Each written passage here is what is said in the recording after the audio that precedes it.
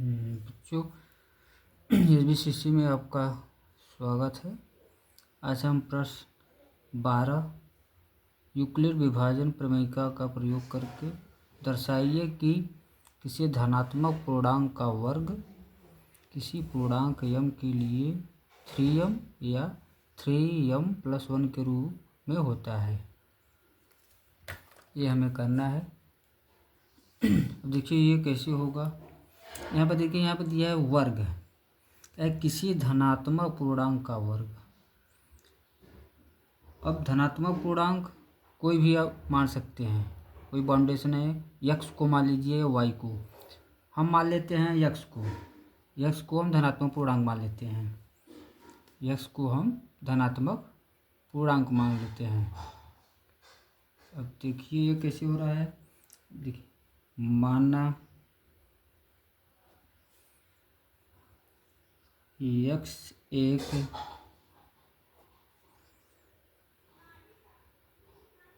धनात्मक पूर्णांक है।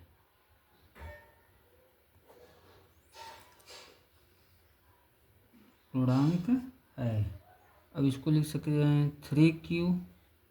ये माना ही जा रहा है, 3q, 3q+1 या 3q+2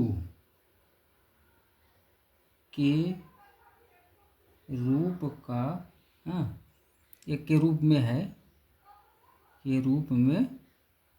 है, ये हमारा है। अब इसमें मान लिया कि माना x एक धनात्मक पूर्णांक है, क्योंकि इसमें कहा गया है यह सवाल कि धनात्मक पूर्णांक। अब इसको y भी मान सकते हैं, कोई भी मान लीजिए।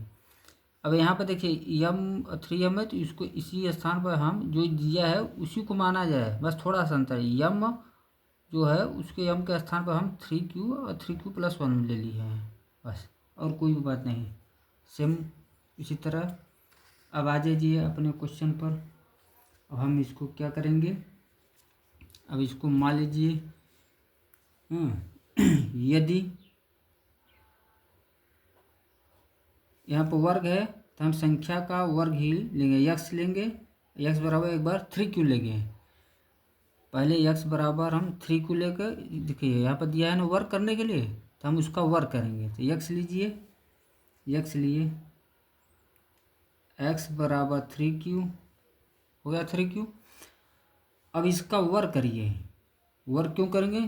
क्योंकि इसमें कहा गया है कि वर्ग है, इसलिए इसका हम वर्ग करेंगे। यदि यहाँ पर घन कहता तो हम इसका क्या करते हैं, घन करते हैं, माने क्यूब, इसलिए हम इसका वर्ग करेंगे।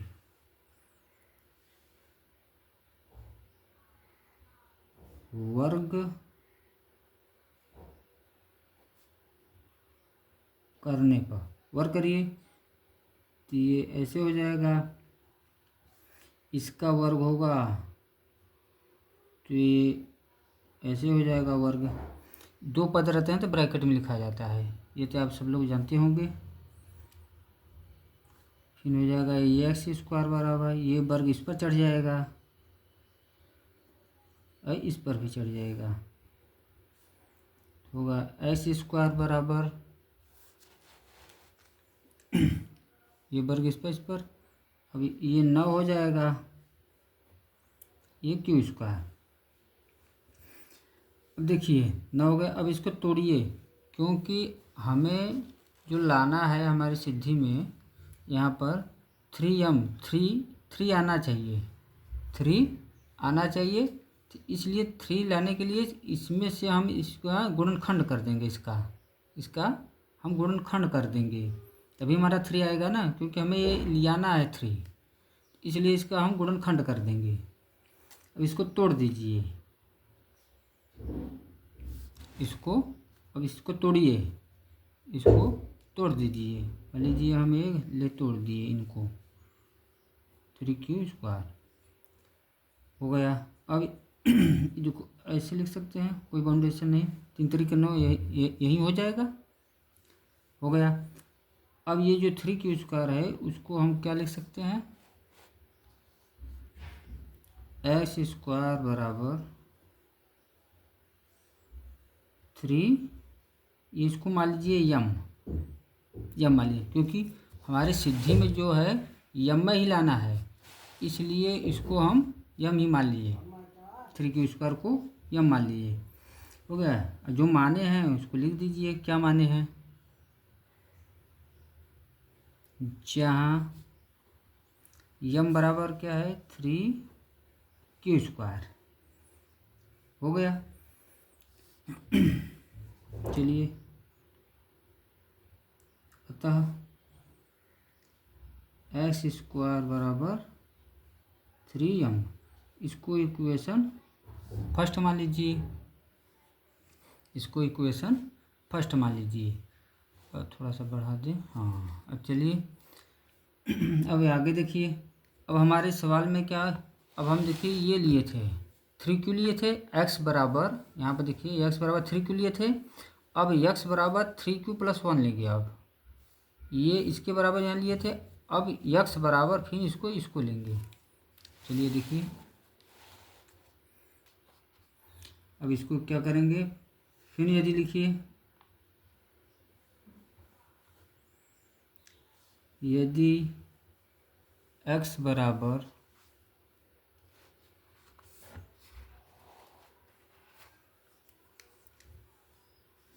यदि x बराबर 3q+1, फिर देखिए वर्ग ही करेंगे, क्योंकि सवाल में वर्ग कहा है, तो फिर वर्ग लिख दीजिए। वर्ग करने पर, वर्ग करने पर, वर्ग करिए। अब दोनों पक्षों का वर्ग होगा, तो ये हो जाएगा s²। यहाँ देखिए, जब डबल पद प्लस या माइनस में दिया रहता है तो उसको ब्रैकेट में ही होल वर्ग करते हैं, ब्रैकेट में बंद कर 3q+1, तब इसका चढ़ाएंगे होल वर्ग, न 3q+1 का स्क्वायर, याद रखिएगा। अब यहाँ पर देखिए, इसमें सूत्र लग जाएगा कौन, a+b का होल वर्ग से इसको खोलेंगे। किससे खोलेंगे, a+b के होल वर्ग से इसको खोलेंगे, होगा तब a, इसको खोल दीजिए, इसको, हाँ ये, और फिर इसके बाद क्या हो जाएगा 2a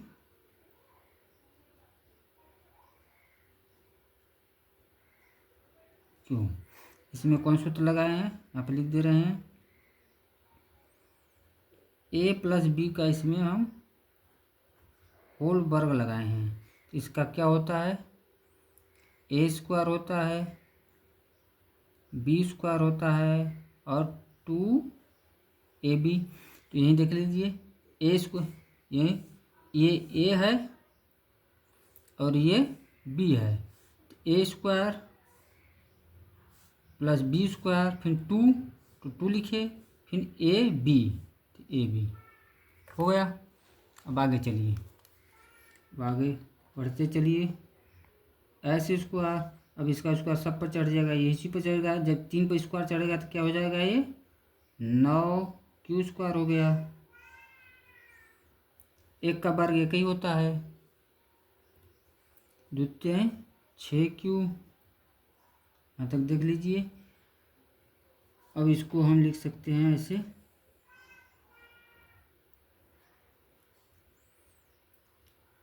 इसको रहने दीजिए यहाँ पर, 9q², 6q+1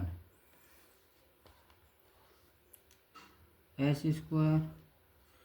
अब इसमें देखिए, अब इसका हम क्या करेंगे, कहाँ तक, यहाँ तक जो है ये 9q² और 6q² को हम ब्रैकेट में ले लिए।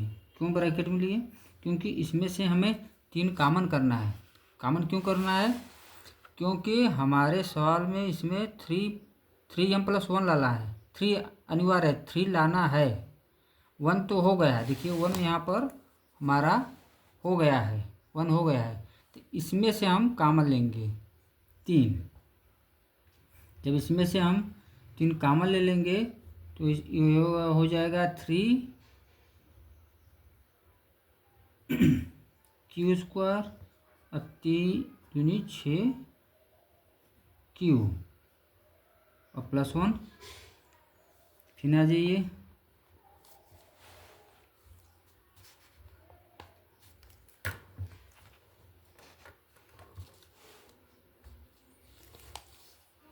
इसमें से 3 कॉमन ले लिए हैं। अब क्या होगा, ये तो 3 रहेगा और इसको ये जो पूरा ब्रैकेट में इसको ही हम यम मान लेंगे। यही तो हमारा सिद्धि लाना था, क्वेश्चन में यही कह रहा था, क्वेश्चन में यही कह रहा था।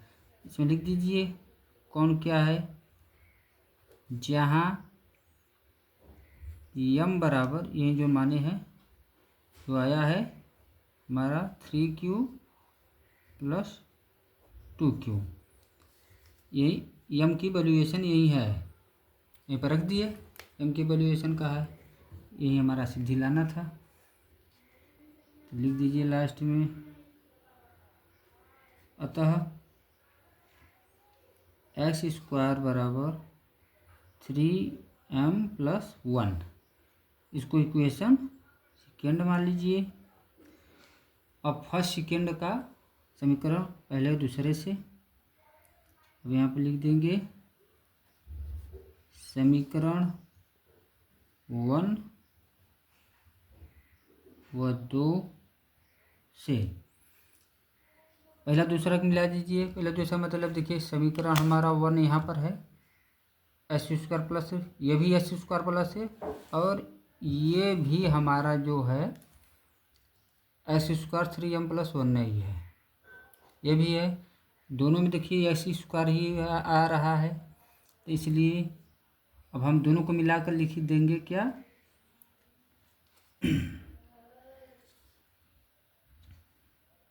x² बराबर 3m + 1। ये हमें यही प्रूव करना था, सिद्ध करना था, यही आ गया। लास्ट में जो हमारा क्वेश्चन में दिया है उसी को लिख देना है, सिद्धि को जो उसमें कहा है, क्वेश्चन में जो कहा है उसी सिद्धि को अब लिखना है हमें। लास्ट में बस वही लिख देंगे, हो जाएगा। तो लिख दीजिए, अतः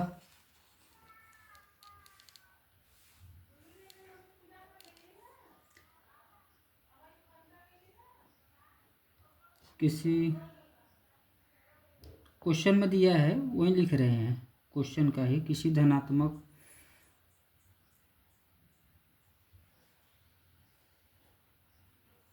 पूर्णांक का वर्ग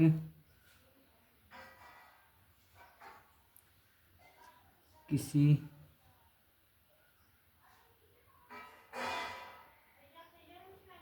पूर्णांक यम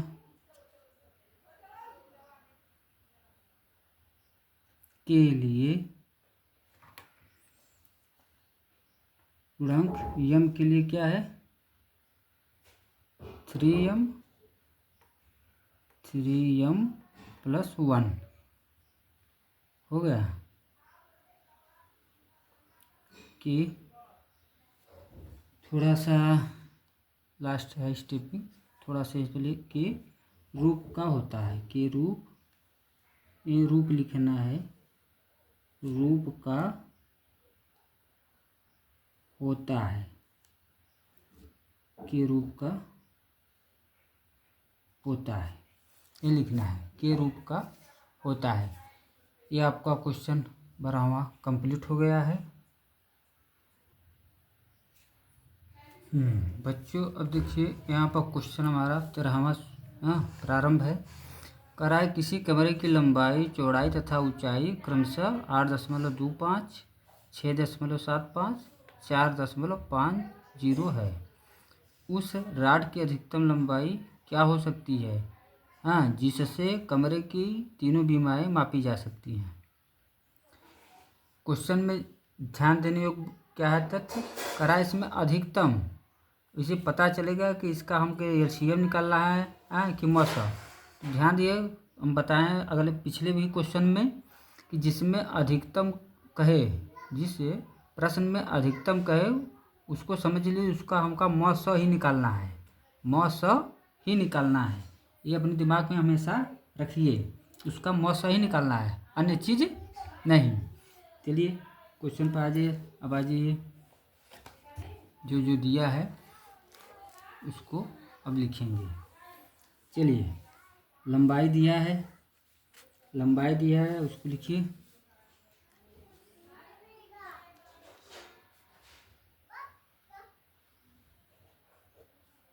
लंबाई कितना दिया है, 8.25 मीटर। मीटर इसको कन्वर्ट कर दीजिए सेमी में। सेमी में जब बदलेंगे तो जब इसमें 100 को गुणा होगा तो ये आसान हो जाएगा हल करने में।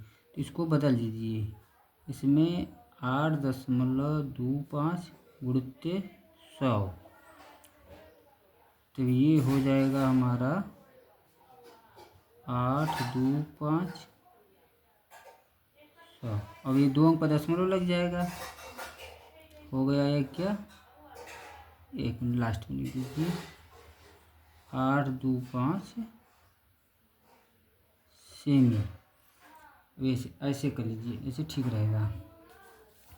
ये लंबाई हो गया। अब आ जाइए लंबाई के बाद अब इसमें क्या है, हाँ अब हमारा चौड़ाई है, चौड़ाई निकाल लीजिए। चौड़ाई क्या है, चौड़ाई आ जाइए, चौड़ाई हमारा है 6.75 मीटर। इसको भी बदल लीजिए, 1 मीटर में 100 सेंटीमीटर होता है, 1 मीटर बराबर 100 सेमी। फिर 100 को इसमें गुणा कर दीजिए, तो ये हो जाएगा 6.75 गुणित 100, तो 67500, इसका इसमें गुणा हो जाएगा, इस पर लग जाएगा, और ये हमारा आ जाएगा क्या, 675। ये हमारा आ गया सेमी, चौड़ाई आ गई। आ जाइए लंबाई, चौड़ाई, ऊंचाई। अब ऊंचाई निकालेंगे, अब हम ऊंचाई निकालेंगे। ऊंचाई, अरे ऊंचाई क्वेश्चन में दिया है सब 4.50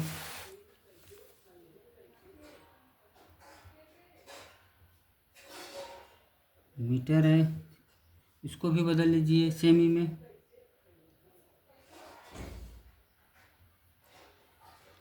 100, 450, ये डबल शून्य, यहाँ पर दशमलव लग जाएगा, ये आ जाएगा 450 सेमी। ये सेमी आ गया, देख लीजिए। अब हमें लंबाई, चौड़ाई, ऊंचाई सब मालूम हो गई है। अब इसमें देखेंगे कि क्वेश्चन में कि संख्या कौन बड़ी है, उसी पर हम अपना एचसीएफ निकालेंगे। अब अधिकतम लंबाई कहाँ है, तो लिखेंगे थोड़ा सा यहाँ पर,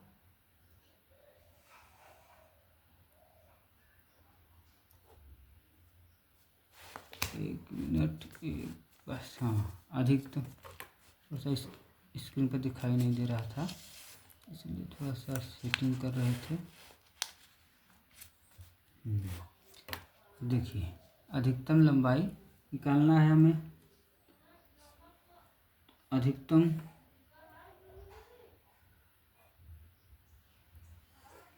लंबाई की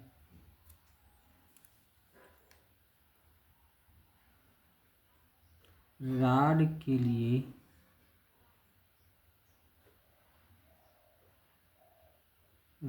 लिए हो गया।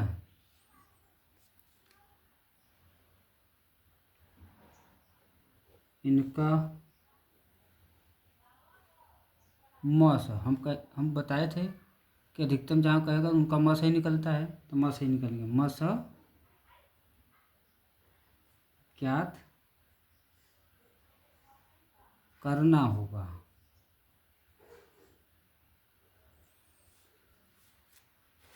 अब देख लीजिए, इसमें हमारे जो प्रश्न में है सबसे बड़ी संख्या हमारा देखिए यही है 825।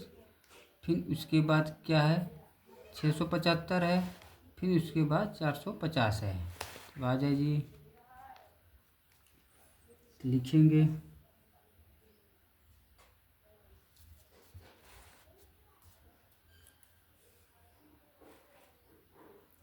825 ग्रेटर देन है 675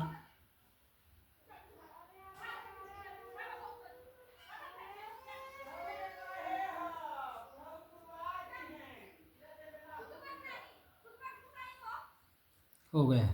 अब ये 425, 675 और 450।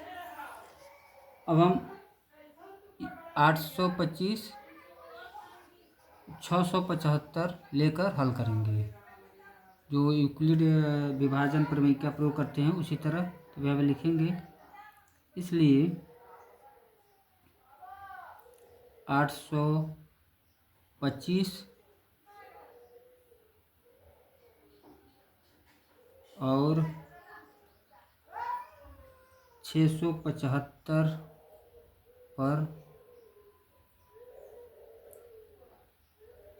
यूक्लिड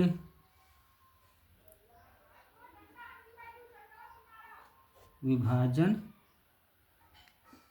प्रमेय का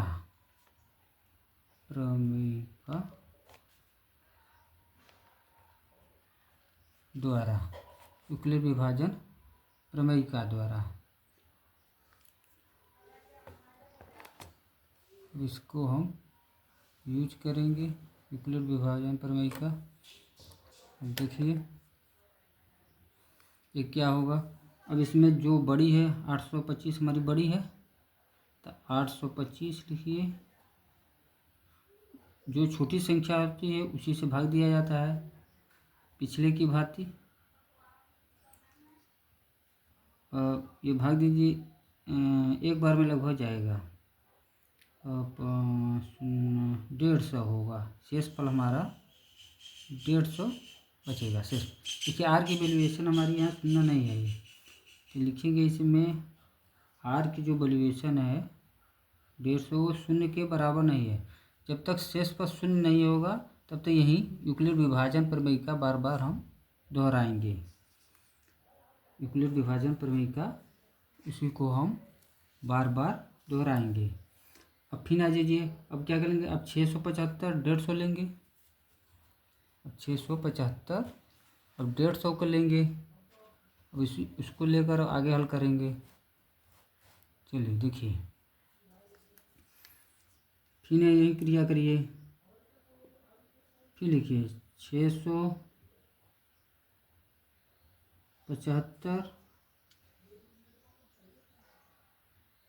और 150।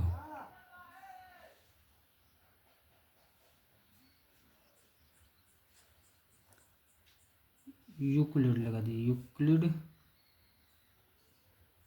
विभाजन प्रमेय का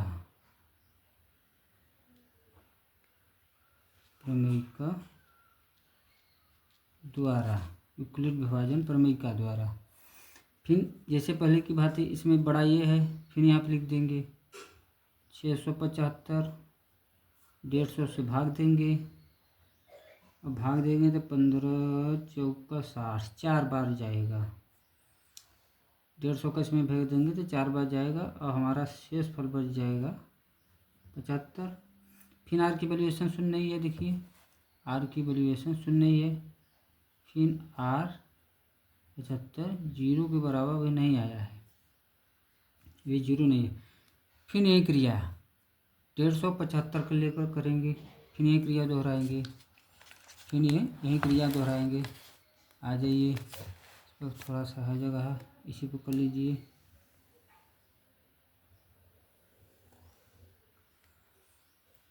फिर ये क्रिया करिए, उनको 150 175 को लेगी, क्योंकि हमारा शेषफल अभी 0 नहीं आया है, तो यही क्रिया फिर हम करेंगे। आ जाइए, इसलिए फिर लिखिए 150 और 75 और यूक्लिड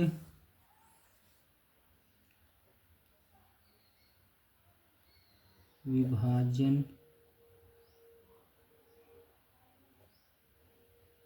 प्रमेयिका द्वारा। फिर वही क्रिया, ये बड़ा है लिखे, इससे इसमें भाग दीजिए, 75 से इसमें भाग दीजिए। 75 से भाग देंगे तो ये 2 बार जाएगा और हमारा देखिए शेषफल 0 आ गया। इसमें देखिए हमारा शेषफल 0 आ गया, मतलब आर की वैल्यूएशन 0 आएगी। आर की वैल्यूएशन 0 आएगी, उसी पर स्टॉप कर देंगे, उसी पर हमारा यह शेप निकल जाएगा। इसमें अब हमारी आर की वैल्यूएशन देखिए 0 आएगी। किससे 75 से कटा है, तो 75 से ही 150 कटा है, तो यही हमारा मासा हो जाएगा। जिससे कटता है वही हमारा मासा हो जाता है। तो 75, अब नीचे लाइन लिख देंगे, इसलिए 825 और 675 जो संख्या लिए थे पहले वही का मास कितना है, 75 है।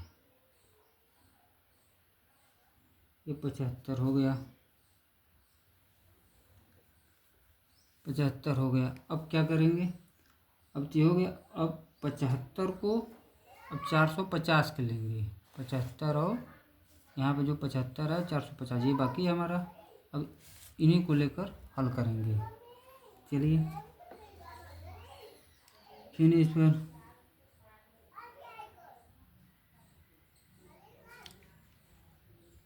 हमारा 75 आया है, मतलब भाई वो बाकी है, ये 450 हमारा बाकी है। तो 450 और 75, 450 और 75 पर यूक्लिड में लिखना है, यूक्लिड विभाजन प्रमेयिका, यूक्लिड विभाजन प्रमेयिका द्वारा। फिर भाग दीजिए इसका, लिखेंगे 450 75 से इसमें भाग दीजिए, 450 का 75 से भाग दीजिए, 7 14 7 6 बार में जाएगा ये, 6 बार में ये जाएगा, 6 बार में पूर्णतः कट जा रहा है, 6 बार में ये पूर्णतः कट जा रहा है। 6 का इसमें गुणा करें, 6 पंजे 30, 7 42 45 पूरा कट जा रहा है। आर की वैल्यूएशन 0 आएगी, देखिए यहाँ पर आर की वैल्यूएशन हमारी 0 आएगी। फिर लिखेंगे, इसलिए 450 और कौन संख्या लिए थे, 75 का मास कितना है, 75 है, क्योंकि 75 से ही कटा है तो 75 ही होगा। फिर लिख देंगे, अतः लास्ट स्टेप में, अतः 825 कामा 675 और कौन बाकी है, 450 का मास कितना होगा,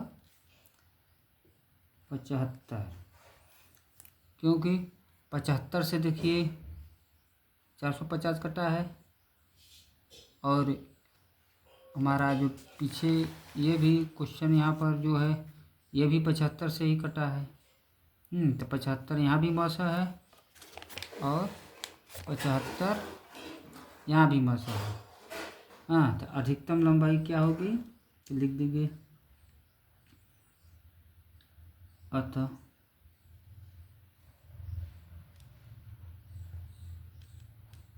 लंबाई बराबर 75 सेमी।